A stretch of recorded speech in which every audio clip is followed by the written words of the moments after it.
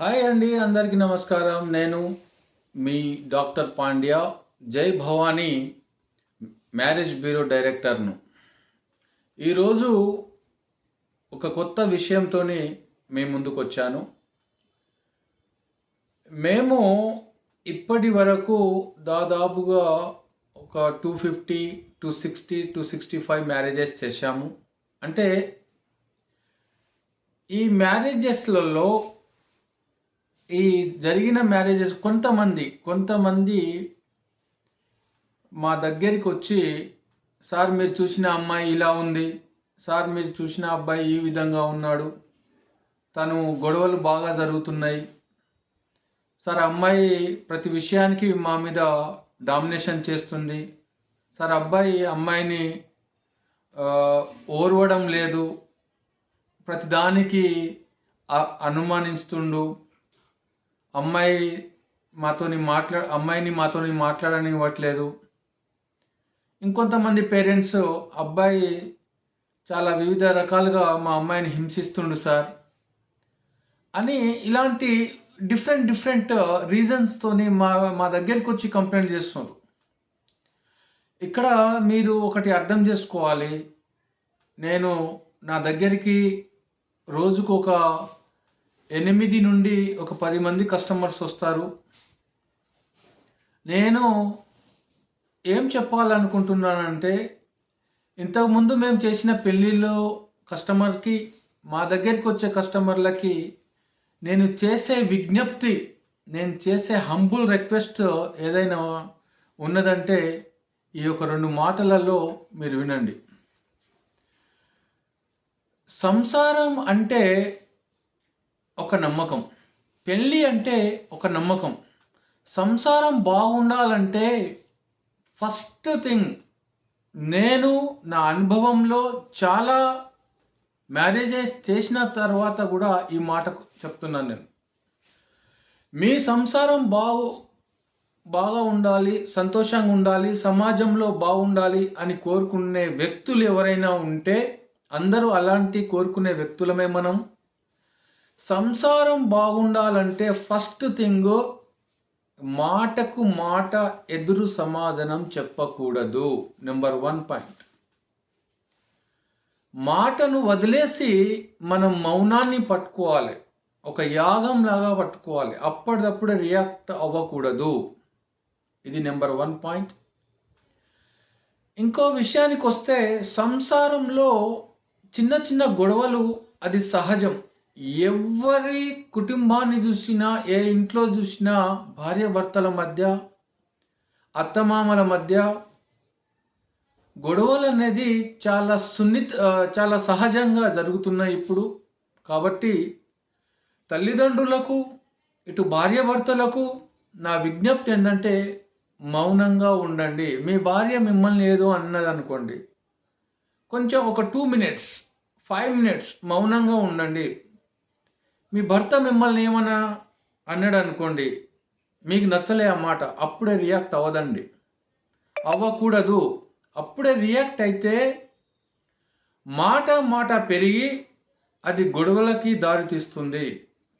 ఆ గొడవలకు దారి తీస్తే మీ సంసారమే, మీ కుటుంబమే చాలా ఇబ్బంది పడవలసిన సందర్భాలు మేము చేసినటువంటి మ్యారేజ్లలో చూసినాం. మేము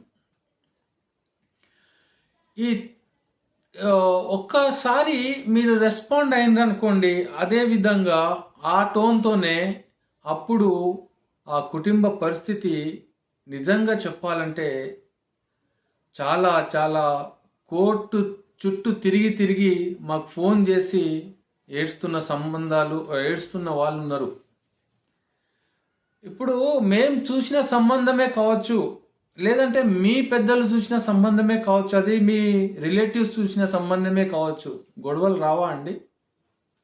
అనవసరంగా మ్యారేజ్ బ్యూరోలో చేసుకున్న అమ్మాయితోని గొడవలు వస్తున్నాయంటే అది కరెక్ట్ కాదు. దయచేసి అర్థం చేసుకోండి. భార్యాభర్తలు అన్నప్పుడు గొడవలు, చిన్న మనస్పార్థాలు అనేది ఖచ్చితంగా ఉంటాయి.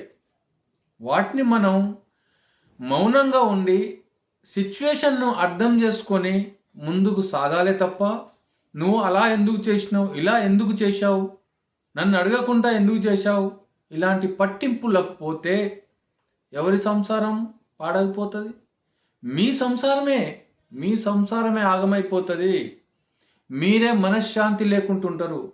భగవంతుడు మనకు ఒక జీవితాన్ని ఇచ్చిండు. ఇంత చిన్న జీవితం కోసం మనము ఎందుకండి ఈ మాట పట్టింపులకు పోయి అనవసరంగా మన జీవితాలను, మన కుటుంబాలను ఆగం చేసుకోకూడదు. క్షణిక ఆవేశంలో, ఆ కోపంలో చెప్పిన మాటలు ఏవైతే ఉంటాయో అవి జీవితాంతం ఆ గుండెను గాయపరుస్తాయి. కానీ ఆ క్షణిక ఆవేశాన్ని మన కంట్రోల్లో పెట్టుకుంటే మన జీవితం సంతోషమయంగా ఉంటుంది. కాబట్టి మనం మౌనంగా ఉండాలి. We have to silence. We should not react on the spot. It's not correct. So ఈ మాటలు అనేటి చాలా పదునైన కత్తితోని ఛత్రపతి శివాజీ మహారాజ్ చేతిలో ఉన్న ఖడ్గం కంటే ఎక్కువగా పనిచేస్తాయి. ఒక AK-47 గన్ కంటే ఎక్కువగా పనిచేస్తాయి. జీవితాంతం మొహాలు చూసుకోలేం మనం. వాళ్ళు వస్తుందంటే దూరంగా వెళ్ళిపోతాం. కాబట్టి అలాంటి మాటలు మనం మాట్లాడొద్దు. మాట్లాడినా మనం రెస్పాండ్ అవ్వద్దు. అయితే మనకే నష్టం. కాబట్టి నేను ఈ వీడియోలో ఏం చెప్పాలనుకుంటున్నానంటే, మౌనం అనేది మీ బలహీనత అవ్వకూడదు. బలహీనత కాదు. అది మీ సంసారాన్ని నిలబెట్టే గొప్ప శక్తి అని అనుకోవాలి మీరు.